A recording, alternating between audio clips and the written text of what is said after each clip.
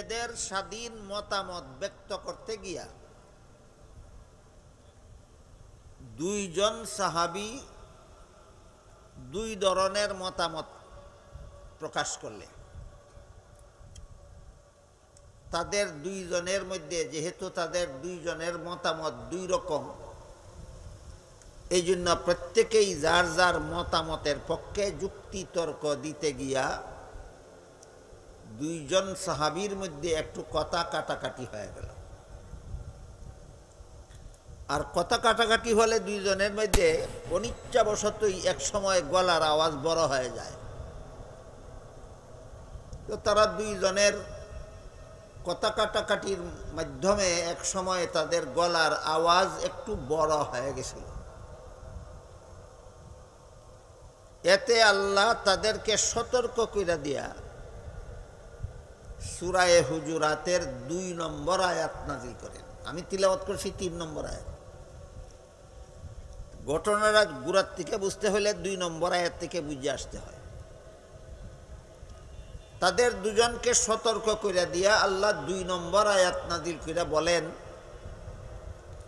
ইয়া আইয়ুহাল্লাযীনা আমানু লা তারফাউ আসওয়াতাকুম ফাওকা সাওতিন নবী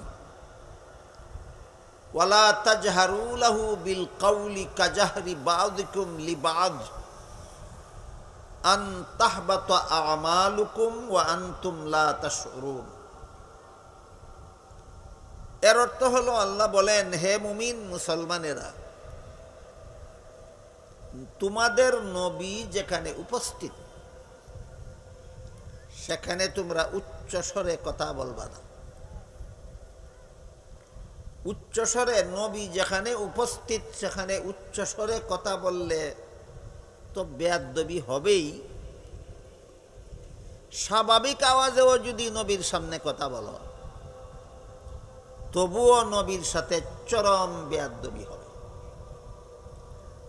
নবী যেখানে উপস্থিত সেখানে নিম্ন স্বরে কথা বলবা, আস্তে কথা বলবা, স্বাভাবিক আওয়াজে বলবা না। উচ্চ স্বরে তো বলবাই না, স্বাভাবিক আওয়াজেও না।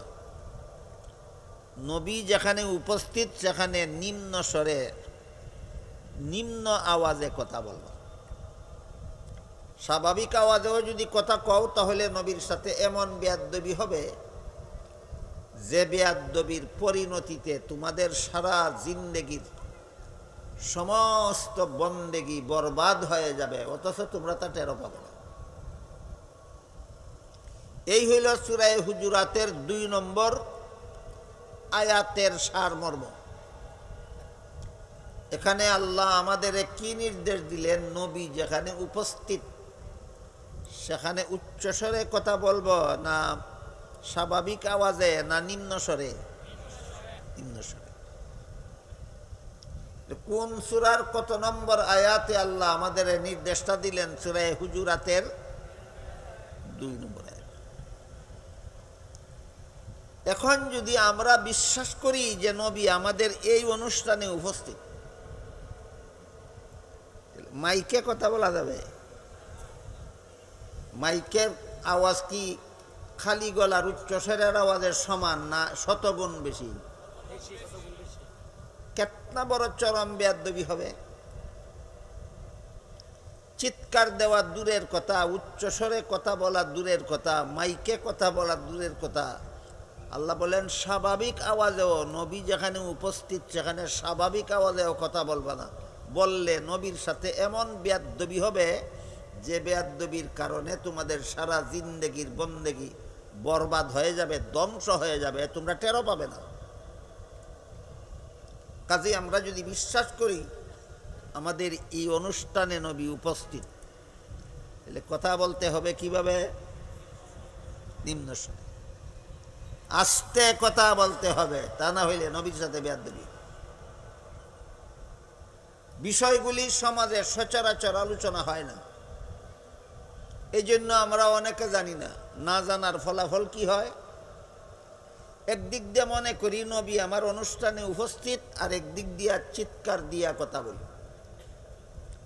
আল্লাহ বলেন নবী যেখানে উপস্থিত সেখানে চিৎকার দিবা দূরের কথা, স্বাভাবিক আওয়াজে কথা বললেও এমন বেয়াদবি হবে যে বেয়াদবির কারণে তোমার সারা জিন্দেগির বন্দেগি বরবাদ হয়ে যাবে।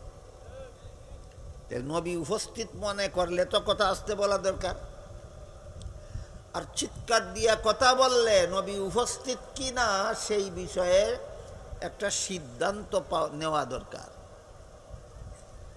আজকে নতুনভাবে সিদ্ধান্ত নিতে হবে না। নবী দুনিয়ার থেকে বিদায় হওয়ার আগেই সারা দুনিয়ার সমস্ত উম্মতকে বলে গেছেন, আল আম্বিয়াউ আহইয়াউন ফি কুবুরিহিম। নবী বলেন, নবীগণ দুনিয়ার থেকে বিদায় হওয়ার পরে তাদেরকে যখন রওজা শরীফে দাফন করা হয়, দাফন করার সাথে সাথে আল্লাহ তাদেরকে জীবিত করে দেন। হাদিসের বাকি অংশ বুঝার আগে প্রথম অংশটা বুঝলেন কিনা দেখুন। নবীগণকে দাফন করার পরেও তারা মুর্দা থাকেন না জিন্দা হয়ে যান। এটা আহলে সুন্নাত ওয়াল জামাতের আকীদা। দাফনের পর থেকে নবী জিন্দা যদি বিশ্বাস করেন তাইলে আপনি আহলে সুন্নাত ওয়াল জামাত হতে পারেন। যদি বিশ্বাস করেন না তাইলে আহলে সুন্নাত ওয়াল জামাত হতে পারেন। তাইলে আহলে সুন্নাত ওয়াল জামাত কি গায়ের জুড়ে হওয়া যায় না কিছু কতগুলি কথা বিশ্বাস করলে হওয়া যায়? এই কথাটাও অনেকে জানে না। অনেকে আহলে সুন্নাত ওয়াল জামাতের দাবিতে একেবারে জোরদার, কিন্তু বিশ্বাসের বেলায় খবর নাই কোন কথা বিশ্বাস করে আহলে সুন্নাত ওয়াল জামাত।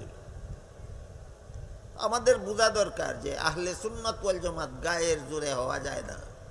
কতগুলি কথা যদি আপনি বিশ্বাস করেন তাইলে আপনি আহলে সুন্নাত ওয়াল জামাত হতে পারেন। এর মধ্যে একটা কথা হলো দাফন করার পর থেকে নবী জিন্দা। যত কথা বিশ্বাস করলে আহলে সুন্নাত ওয়াল জামাত হওয়া যায়, এর মধ্যে একটা কথা কি, দাফন করার পর থেকে নবী জিন্দা। আর একটা কথা, যে কথা বিশ্বাস না করলে আহলে সুন্নাত ওয়াল জামাত হওয়া যাবে না, সেটা হইল নবী মেরাজের রাত্রে সশরীরে জাগ্রত অবস্থায় 7 আসমানের উপরে ভ্রমণ করতে গিয়েছিলেন। জান্নাত জাহান্নাম স্বচক্ষে দেখে এসেছেন। আল্লাহর সাথে সাক্ষাতে কথাবার্তা বলে এসেছেন। এই কাহিনী যদি আপনি বিশ্বাস করেন তাইলে আপনি আহলে সুন্নাত ওয়াল জামাত হতে পারেন। যদি কেউ বিশ্বাস করে না তাইলে সে আহলে সুন্নাত ওয়াল জামাত হতে পারবে না। বুঝে থাকলে বলুন তো, আহলে সুন্নাত ওয়াল জামাত কি টাকার জোরে হয় না গায়ের জোরে হয় না কতগুলি কথা বিশ্বাস করলে হয়? এর মধ্যে এটা গেল 2 নম্বর কথা। 1 নম্বর কথা হইল দাফন করার পর থেকে নবীকে জিন্দা বিশ্বাস করতে হবে, নাইলে আপনি আহলে সুন্নাত ওয়াল জামাত হতে পারবেন না। 2 নম্বর কথা হইল মেরাজে নবী সশরীরে জাগ্রত অবস্থায় গেছিলেন, বিশ্বাস করতে হবে। জান্নাত জাহান্নাম স্বচক্ষে দেখে আসছেন, বিশ্বাস করতে হবে। আল্লাহর সাথে সরাসরি সাক্ষাৎ করে কথাবার্তা কই আইছেন, বিশ্বাস করতে হবে। নাইলে আপনি আহলে সুন্নাত ওয়াল জামাত হতে পারবেন না। 3 নম্বর, সমস্ত নবী রসুলগণকে আজীবন বেগুনাহ বিশ্বাস করতে হবে। কেউ যদি মনে করে অমুক নবী অমুক গুনাহ করেছিলেন, কেউ যদি মনে করে তমুক নবী তমুক গুনাহ করেছিলেন, সে আর যাই কিছু হোক আহলে সুন্নাত ওয়াল জামাত হতে পারবে না। সমস্ত নবী রসুলগণ জন্ম থেকে মরণ পর্যন্ত বেগুনাহ। জীবনে কোনোদিন কোনো নবী জীবনে কোনোদিন একটা গুনাহ করেননি। যদি বিশ্বাস করেন তাইলে আপনি আহলে সুন্নাত ওয়াল জামাত হতে পারবেন। বিশ্বাস না করলে আহলে সুন্নাত ওয়াল জামাত হতে পারবেন না। কত নম্বর কইলাম? 3 নম্বর। 4 নম্বর, নবীগণের পরে সারা দুনিয়ার সমস্ত মানুষের মধ্যে শ্রেষ্ঠ মর্যাদা হলো মুহাম্মদুর রাসূলুল্লাহর সাহাবাগণের। মুহাম্মদুর রাসূলুল্লাহর সঙ্গী সাথী মুসলমানদেরকে ইসলামের পরিভাষায় তার সাহাবা বলা হয়। এক বচনে সাহাবি, বহু বচনে সাহাবা। মুহাম্মদুর রাসূলুল্লাহর সঙ্গী সাথী মুসলমান যারা, এদেরকে ইসলামের পরিভাষায় এক বচনে সাহাবি, বহু বচনে সাহাবা বলা হয়। এদের মর্যাদা নবীগণের পরে সারা দুনিয়ার সমস্ত অলি আউলিয়াগণের চেয়েও শ্রেষ্ঠ বিশ্বাস করতে হবে। কেউ যদি নবীর কোনো একজন সাহাবীর থেকে কোনো একজন ওলির মর্যাদা শ্রেষ্ঠ মনে করে, সে আর যাই কিছু হোক আহলে সুন্নাত ওয়াল জামাত হতে পারবে না। তাহলে আহলে সুন্নাত ওয়াল জামাত টাকার জোরে হয় না গায়ের জোরে হয় না কতগুলি কথা বিশ্বাস করলে হয়? যতগুলি কথা আপনাদের শুনাইলাম, এর মধ্যে 4 নম্বর কথাটা কি? নবীর যে কোনো সাহাবীর মর্যাদা সমস্ত অলিয়া উলিয়াগণের চেয়ে শ্রেষ্ঠ, এটা বিশ্বাস করতে হবে। সারা দুনিয়ার সর্বযুগের সমস্ত অলি আউলিয়াগণের চেয়ে মুহাম্মদুর রাসূলুল্লাহর যে কোনো সাহাবীর মর্যাদা শ্রেষ্ঠ। এটা কত নম্বর? 4 নম্বর। 5 নম্বর, আমি যে 3 নম্বর আয়াত তিলাওয়াত করেছি সূরা হুজুরাতের, সেখানে আল্লাহ বলে দিয়েছেন লাহুম মাগফিরাতুন, সাহাবায়ে কেরামের অতীত জীবনের ভুল ত্রুটি গুনাহ খাতা আমি আল্লাহ সাধারণ ক্ষমা ঘোষণা করে দিলাম। সাহাবায়ে কেরামের জীবনের সমস্ত ভুল ত্রুটি গুনাহ খাতা আল্লাহ মাফ করে দিয়েছেন। বলেন, মাফ করার পরেও দোষারোপ করা যায়? যায় না। এই জন্য মুহাম্মদুর রাসূলুল্লাহর কোনো সাহাবীকে দোষারোপ করা হারাম। রাসূলের কোনো সাহাবীকে দোষারোপ করা হারাম। যদি বিশ্বাস করেন যে সাহাবাগণের সমালোচনা করা হারাম, তাইলে আপনি আহলে সুন্নাত ওয়াল জামাত হতে পারেন। আর যদি কোনো একজন সাহাবীর সমালোচনাকে আপনি জায়েজ মনে করেন, বৈধ মনে করেন, আপনি যাই কিছু হন না কেন, আপনি আহলে সুন্নাত ওয়াল জামাত হতে পারেন না। কটা কইলাম? তো এইভাবে কইতে থাকলে তো গ্যাস যাইবগা সময় ফুরাইয়া, খালি এক কথা কইয়েই শেষ করে যেত না। আমার আলোচনা তো সামনে বাকি রয়েছে। তো বলতেছিলাম, হাদিস শরীফে রাসূল করিম সাল্লাল্লাহু আলাইহি ওয়াসাল্লাম বলেন, আল আম্বিয়াউ আহইয়াউন ফি কুবুরিহিম, নবীগণকে দাফন করার পর থেকেই তারা জিন্দা। এটা আহলে সুন্নাত ওয়াল জামাতের হওয়া, অন্তর্ভুক্ত হওয়ার জন্য সর্বপ্রথম বলেছিলাম এই একটা কথা বিশ্বাস করতে হবে। সর্বপ্রথম এইটা বলেছিলাম যে নবী জিন্দা, বিশ্বাস করতে হবে। সাথে সাথে নবী বলেন ফি কুবুরিহিম, নবী দাফন করার পরের থেকে নবী জিন্দা হয়ে আল্লাহ বলেন রওজা শরীফের ভিতরে থাকেন।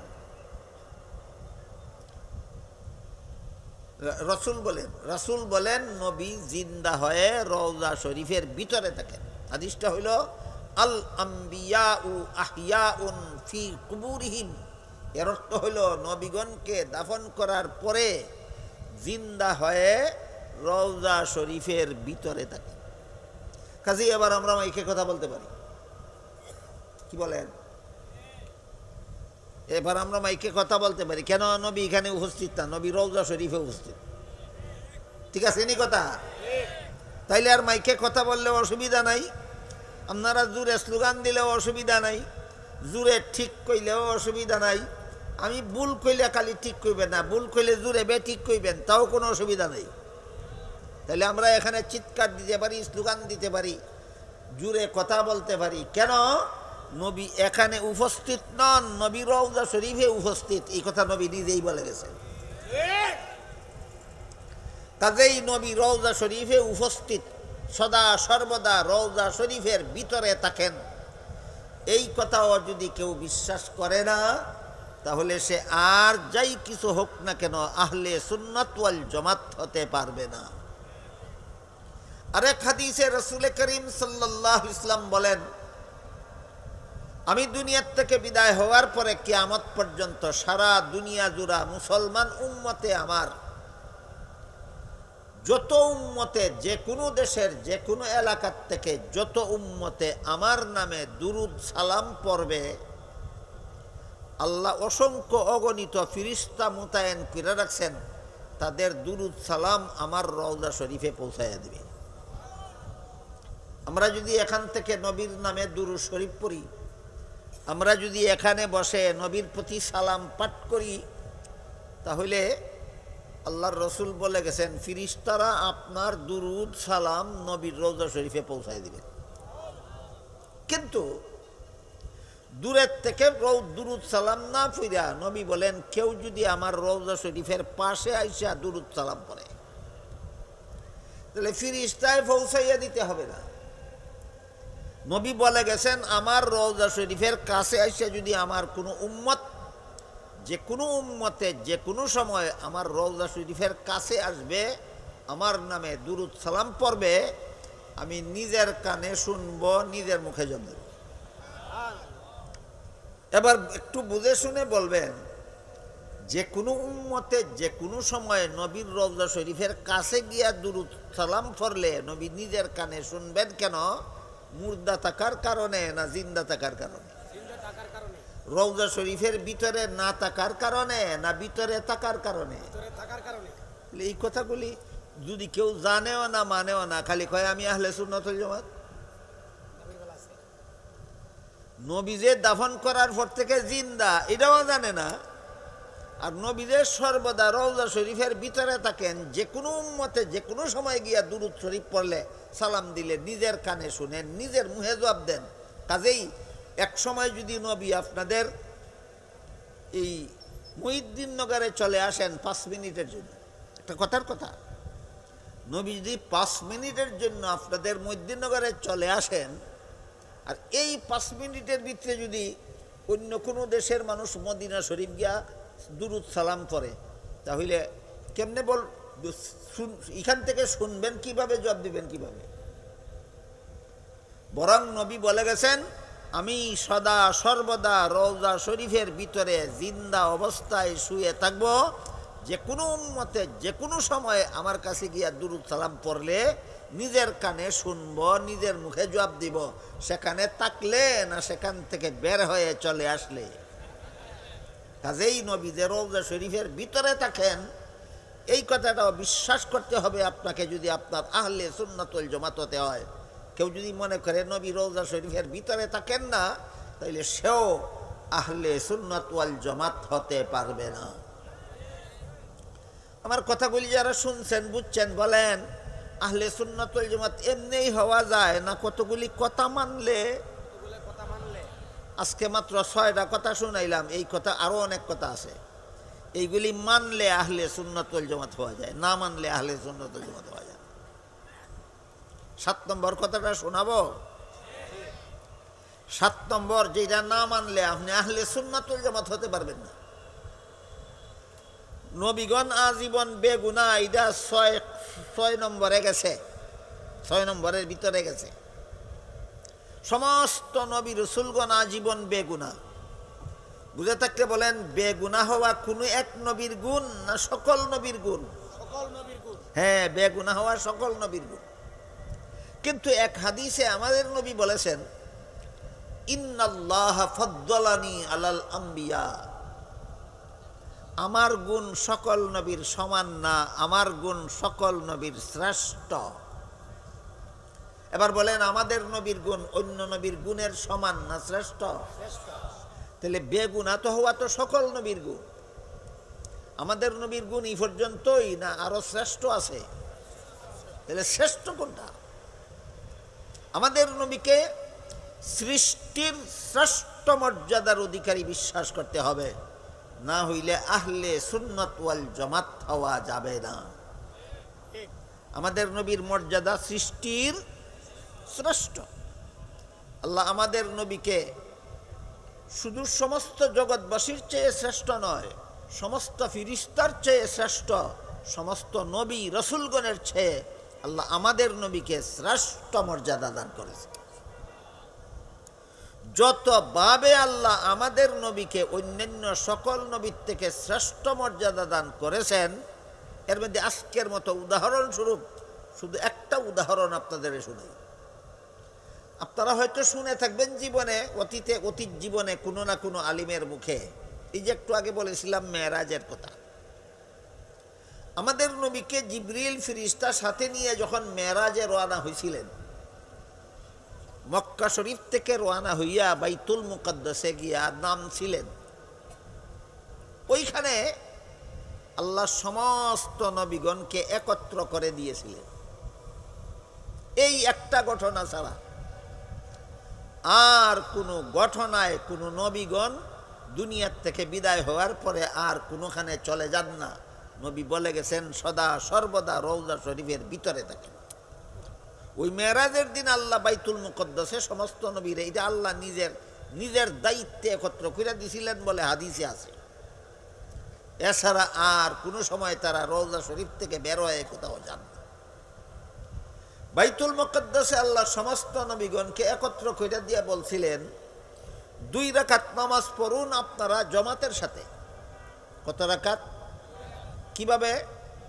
জামাতের সাথে। দিনের বেলায় না রাতে? রাতে। নবীর মেরাজ দিনেও ছিল না রাত্রে? রাত্রে। রাত্রে 2 রাকাত নামাজ জামাতের সাথে পড়ুন। আল্লাহর হুকুমে নবীগণ কাতারবন্দি হইয়া দাঁড়াইলেন। ইমামতি কে করব এটা নিয়ে একজনের মুখের দিকে আরেকজন তাকাইতেছেন, আজকের এই নামাজের জামাতের ইমামতি কে করব? তখন জিবরিল ফেরেশতা আমাদের নবীর হাত মুবারকে ধরিয়া সামনে আগাইয়া দিয়া বললেন, আজকে এই পয়গম্বরী নামাজের জামাতের ব্যবস্থাটাই আল্লাহ করেছেন আপনাকে সকল নবীর ইমাম বানাবার জন্য আর সমস্ত নবীকে আপনার মুক্তাদি বানাবার জন্য। তখন আমাদের নবী মেরাজের রাত্রে সমস্ত নবীগণের এই নমাজের জামাতে আমাদের নবী ইমামতি করেছেন। এবার বলেন, মুক্তাদির মর্যাদা বড় না ইমামের মর্যাদা বড়? তাহলে অন্য নবীর মর্যাদা আমাদের নবীর সমান হইল না আমাদের নবীর মর্যাদা সকলের চেয়ে শ্রেষ্ঠ হইল? এই কথাটাও আজকাল অনেকে বুঝে না, অনেক বক্তাও বুঝে না। বক্তা তো তুতির দূরে কয়, এমনভাবে আমাদের নবীর মর্যাদার বর্ণনা করে অনেক বক্তায় যে অন্যদের চেয়ে শ্রেষ্ঠ সাব্যস্ত হয় না, বরং অন্যদের সমান সাব্যস্ত হয়। আমার এতক্ষণের কথা যারা বুঝেছেন তারা বলুন, আহলে সুন্নাত ওয়াল জামাতের 7 নম্বর আকীদা, আমাদের নবীর মর্যাদা অন্য কারো সমান না শ্রেষ্ঠ? তাহলে তো আমি যত কথা বলি শ্রেষ্ঠ কথা ঠিক থাকতে হবে, সমান সাব্যস্ত হইলে তো যে মর্যাদা হইল না, আরো অবমাননা হইল। যেমন একটা উদাহরণ দেই, নবীর মর্যাদা বর্ণনার নামে নবীরে কিভাবে অবমাননা করা হয় এর একটা উদাহরণ দিই। হাদিস শরীফে উল্লেখ আছে, রাসূল করিম সাল্লাল্লাহু আলাইহি ওয়াসাল্লাম বলেছেন, মুর্দাকে যখন দাফন করা হয়, দাফন করিয়া যারা দাফন করে এরা যখন গুরুস্থান থেকে বিদায় হইয়া যায়, তখন মুর্দার কবরে 2 জন ফেরেশতা আসেন, মুনকার নাকির। মুর্দা তখন দেখে তাকে জীবিত কইরা 2 জন ফেরেশতায় বসাইছে, বসাইয়া তারে 3টা প্রশ্ন করে, তোমার রবকে, তোমার ধর্ম কি, মুহাম্মদুর রাসূলুল্লাহ সম্পর্কে তোমার মতামত কি? মুর্দারে যে মুনকার নাকির ফেরেশতা 3টা সওয়াল করে, শুনছেন নি আরো কোনোদিন? যে মুর্দাকে যেখানেই যখনই দাফন করা হয় সেখানেই মুনকার নাকির ফেরেশতা তার এই সওয়াল জবাব করে। এই ঘটনা উল্লেখ করে কোনো কোনো বক্তায় কয়, মুনকার নাকির ফেরেশতা যদি সকল মুর্দার কবরে কবরে যাইতে পারেন, আমাদের নবী কেন সকল উম্মতের ঘরে ঘরে আসতে পারবেন না? আমি যদি কথাটা একটু সময়ের জন্য মাইনা লাই, একটু সময়ের জন্য, যে মুনকার নাকির ফেরেশতাও যাইতে পারেন, আমার নবীও আসতে পারেন, তাহলে তোমার নবীরে মুনকার নাকিরের চেয়ে শ্রেষ্ঠ সাব্যস্ত করলা না সমান সাব্যস্ত করলা? মর্যাদা হইল না অপমান? মন গড়া যুক্তি দিয়া নবীর মর্যাদা হয় না, অপমান ছাড়া নবীর মর্যাদা হয় কুরআন হাদিসের বিবরণের দ্বারা। এই কারণে আহলে সুন্নাত ওয়াল জামাতের অন্তর্ভুক্ত হওয়ার জন্য 7 নম্বর আকীদা হলো আমাদের নবীর মর্যাদা সমস্ত নবী রাসূলগণের চেয়ে শ্রেষ্ঠ বিশ্বাস করতে হবে। এমন যুক্তি যেন না দেওয়া হয় যে যুক্তির দ্বারা নবীর মর্যাদা মুনকার নাকিরের সমান সাব্যস্ত হয়। এমন যুক্তি যেন না দেওয়া হয় যে যুক্তির দ্বারা নবীর মর্যাদা আজরাইলের সমান সাব্যস্ত হয়। এমন যুক্তি যেন না দেওয়া হয় যে যুক্তির দ্বারা নবীর মর্যাদা টেলিভিশনের বক্তার সমান সাব্যস্ত হয়। একদিন একজনে আমার সাথে কথাবার্তা বলতে গিয়া সরাসরি বলে ফেলছে, টেলিভিশনের বক্তা যদি আমাদের ঘরে ঘরে আসতে পারে, নবী আসতে পারবেন না কেন? আমি একটু সময়ের জন্য মান্য নিলাম, ঠিক আছে, টেলিভিশনের বক্তাও আমাদের ঘরে ঘরে আসতে পারে, নবীও আমাদের ঘরে ঘরে আসতে পারেন।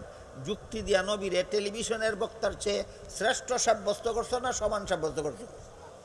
এর চেয়ে বড় জঘন্যতম বেয়াদবি নবীর সাথে আর কিছু হতে পারে না। এবার বলুন, সমস্ত নবীগণকে মুক্তাদি বানাইয়া আমাদের নবীকে ইমাম বানাইলে সমান সাব্যস্ত হয় না শ্রেষ্ঠ? কিভাবে নবীর এ মর্যাদার নামে সমান সাব্যস্ত করে অপমান করা হয়, আর বাস্তবিকই কিভাবে নবীর মর্যাদা অন্যদের চেয়ে শ্রেষ্ঠ সাব্যস্ত হয়, পার্থক্যটা কি আপনারা বুঝতে পারলেন? এই পার্থক্যটা যেন আমরা কখনো ভুলে না যাই। বুঝলা গেলে নবীর মর্যাদার নামে অবমর্যাদার কথা শোনানো হবে, আর এই সমস্ত আজে বাজে যুক্তির কথা শুনে আমরা আহলে সুন্নাত ওয়াল জামাতের আকীদা আমাদের হারাতে হবে। এবার মূল কথার দিকে যাই। রাসূল করিম সাল্লাল্লাহু আলাইহি ওয়াসাল্লামের কাছে 2 জন সাহাবী কথা কাটাকাটি করতে গিয়ে মনে আসেনি, গলার আওয়াজ বড় হয়ে গেছিল। আল্লাহ 2 নম্বর আয়াত নাজিল করে বললেন নবীর শানে এইগুলি বেয়াদবি, আর জীবনে এগুলি করবা না। কোনোদিন নবী যেখানে উপস্থিত আছেন সেখানে উচ্চস্বরে কথা বলবা দূরের কথা, স্বাভাবিক আওয়াজে কথা বলবা না। নবী যেখানে উপস্থিত সেখানে আস্তে কথা বলবা। আপনারা কেউ যদি হজে গিয়া থাকেন, অবশ্যই নবীর রওজা শরীফ জিয়ারত করে আসছেন। যারা হজে গেছিলেন, নবীর রওজা শরীফের জিয়ারতে গেছিলেন, তারা বলুন, রওজা শরীফের পাশে যখন হাজি লোকেরা যায় জিয়ারতের জন্য, দুরুদ সালামও কি জুড়ে জুড়ে ফরতে দেয় পুলিশে না আস্তে ফরতে হয়? এই আয়াতের কারণে, সূরা হুজুরাতের 2 নম্বর আয়াতের কারণে। নবী যেখানে উপস্থিত সেখানে জুড়ে কথা বলতে পারো না, নবী যেখানে উপস্থিত সেখানে আস্তে কথা বলো। এই কারণে নবী যেহেতু রওজা শরীফে উপস্থিত, সেখানে গিয়ে দুরুদ সালামটুকুও জুড়ে পড়লে বেয়াদবি হয়, আস্তে পড়তে হয়। আল্লাহ পাক রব্বুল আলামিন সূরা হুজুরাতের 2 নম্বর আয়াত নাজিল কইরা সাহাবাদের এই গুণ কি বুঝছেন না?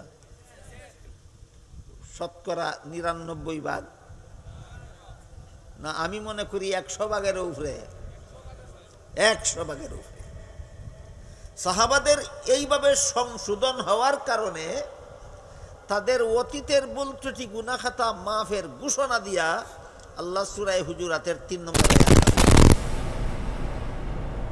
এই জন্য হাদিস শরীফে রাসূল করিম সাল্লাল্লাহু আলাইহি ওয়াসাল্লাম বলেন,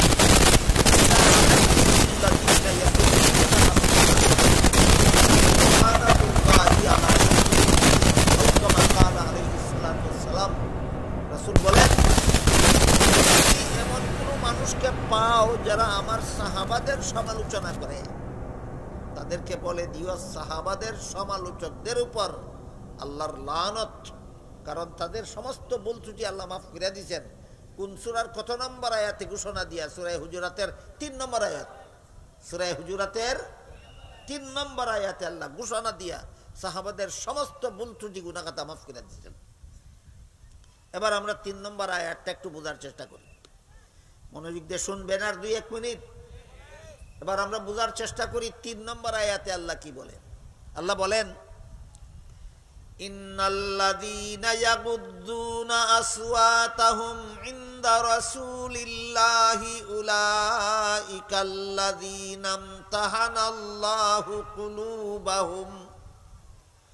ইমতাহানাল্লাহু কুলুবাহুম তাকওয়া লাহুম মাগফিরাতুন ওয়া আজরুন আযীম। আল্লাহ বলেন নিশ্চয়ই যারা রাসূলের কাছে আস্তে কথা বলে, এতক্ষণের কথা যারা শুনছেন বুঝছেন, তারা বলেন রাসূলের কাছে গেলে আস্তে কথা বলে, ওরা কারা? হ্যাঁ, আল্লাহ সূরা হুজুরাতের ৩ নম্বর আয়াত নাযিল করে বলেন নিশ্চয়ই রাসূলের কাছে গেলে যারা আস্তে কথা বলে, অর্থাৎ সাহাবায়ে কেরাম, আল্লাহ বলেন এদের অন্তরটাকে আমি তাকওয়ার ব্যাপারে পরীক্ষা করেছি। আমার নবীর সাহাবাগণের অন্তরকে আমি আল্লাহ পরীক্ষা করেছি।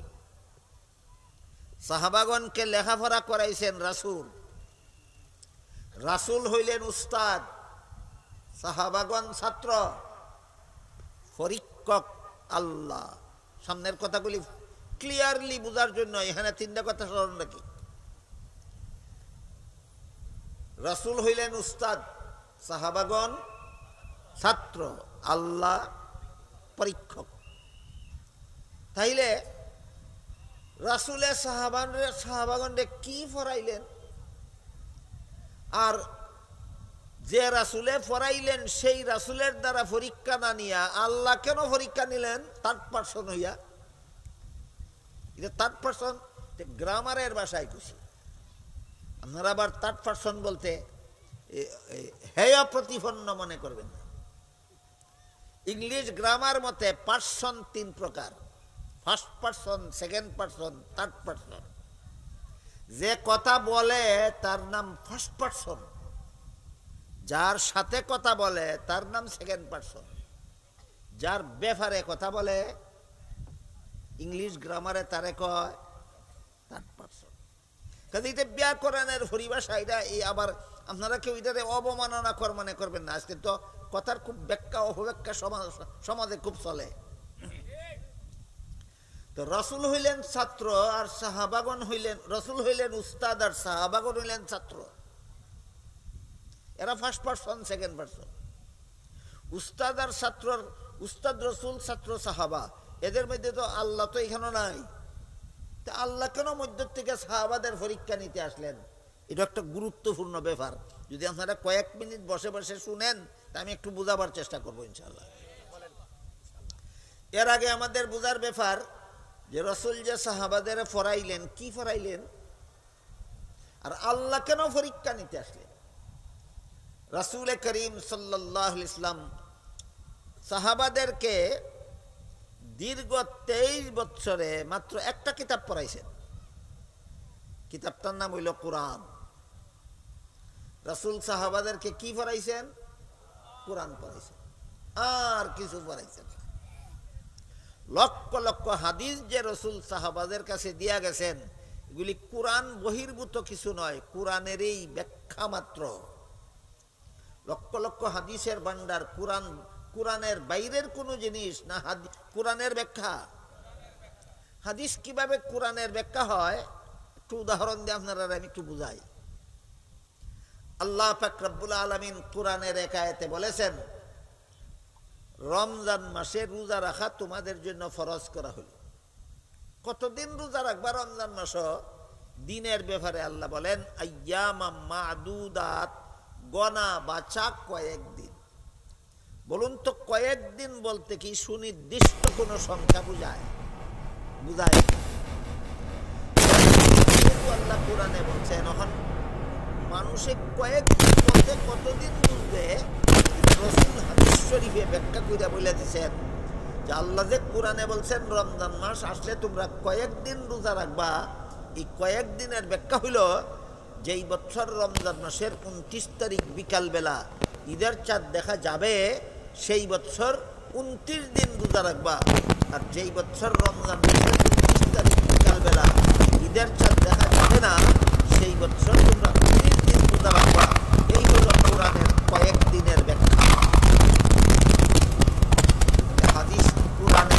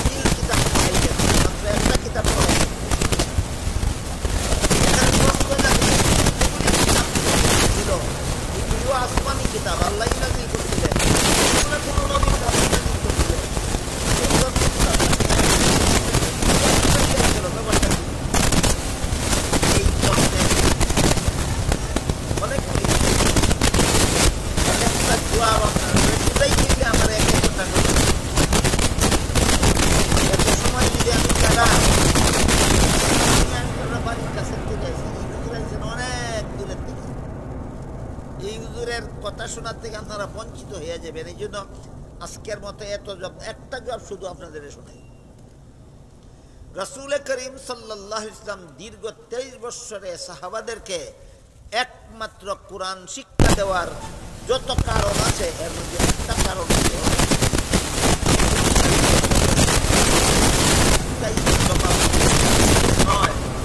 একমাত্র কোরআন শিক্ষা। খুব শর্টকাটে বলছি, আপনারা সময় নষ্ট করে দিচ্ছেন। আমি মনে করি তারাও পুরাপুরি বুঝা বুঝছেন না, আর যারা কইছেন না কিছু তারা মনে হয় কিছুই বুঝছেন না। আমি আর একটু খোলাসা করি। আমি যদি চুরি করি, আমি যদি ডাকাতি করি, আমি যদি জুলুম অত্যাচার করি, আমি যদি জিনা ব্যভিচার করি, আমি যদি সুদ খাই, আমি যদি ঘুষ খাই, আমি যদি মদ খাই, আমি যদি দুর্নীতি করি, আমি যদি জালিয়াতি করি, আর দুনিয়ার কোনো মানুষ যদি আমারে ধরতে নাও পারে, তবুও শেষ বিচারের দিন আল্লাহর কাছে আমার জবাব দিতে হবে। এই কথা যেই শিক্ষার মধ্যে আছে এটা কয় জবাবদিহিতামূলক শিক্ষা। এই শিক্ষা কোরআন ছাড়া বর্তমান দুনিয়ার আর কোনো শিক্ষার মধ্যে নাই। আমি দুনিয়াতে যত অপকর্ম করিয়া তুমি পার পাইয়া যাও না কেন, দুনিয়াতে যত বড় দান্দালি করিয়া তুমি পার পাইয়া যাও না কেন, শেষ বিচারের দিন আল্লাহর কাছে অবশ্যই জবাব দিতে হবে। এই শিক্ষা কোরআন ছাড়া দুনিয়ার আর কোনো শিক্ষার মধ্যে নাই। আর কিয়ামতের দিন আল্লাহর কাছে কি জবাব দিব? এই ভয় যাদের অন্তরে থাকে না, এরা যত বড় শিক্ষিত হয় তত বড় দুর্নীতিবাজ হয়। এইবার যারা ঠিক কইছেন মনে হয় মোটামুটি বুঝা কইছেন, তবে আমি একটু ফুরাফুরি বুঝাইয়া দেই। ঠিক যারা কইছেন মোটামুটি বুঝা কইছেন, আমি ফুরাফুরি করে বুঝাইয়া দিই। আমি ব্যক্তিগতভাবে নিজে কোনো রাজনৈতিক দল করি না, এটা আমার ব্যাপার, এটা এই ব্যাপারে কেউ প্রশ্ন করবেন না। আপনারা যারা রাজনৈতিক দল করেন আপনাদেরকে বলি, বাংলাদেশের যখনই কোনো নির্বাচন হয় দুই দলের কোনো একটা দল গদিতে যায় আর একটা দল বিরোধী দল থাকে, এটা ঠিক নেই? এই দুই দলের মধ্যে গদিটা উলট ফালট খায়। একবার ই দল গদিতে যায়, একবার হি দল গদিতে যায়। ই দল গদিত গিয়া কয় হি দলে দেশটা লুটতে খাইছে, আর হি দল গদিত গিয়া কয় ই দলে দেশটা লুটতে খাইছে। ঠিক নি কথা? দুনো দলে যদি সত্য কইয়া তাহে তাইলে আসলে ঘটনাটা কি হয়েছে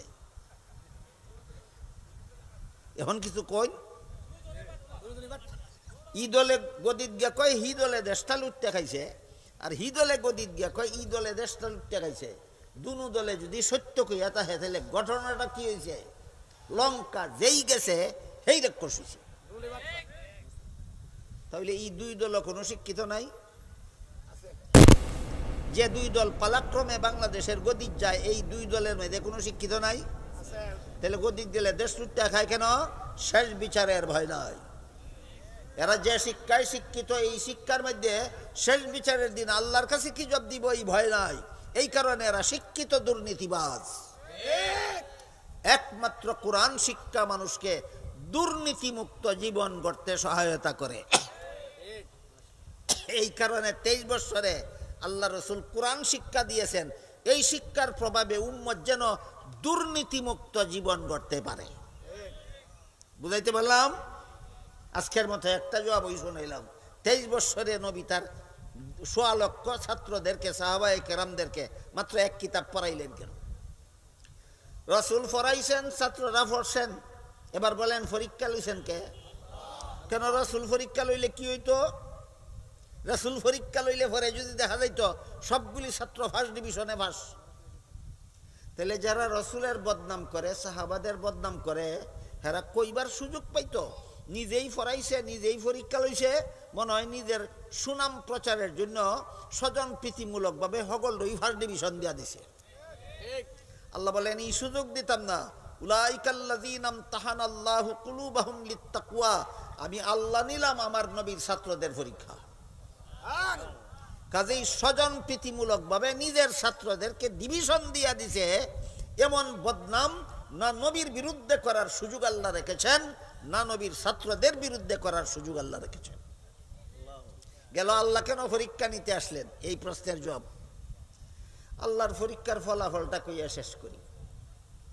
আল্লাহ যে পরীক্ষা নিলেন 30 পারা কোরআনের, রসুল 30 পারা কোরআনই তো পড়াইছিলেন, সাহাবাগণ তো রসুলের কাছে 30 পারা কোরআনই পড়ছিলেন।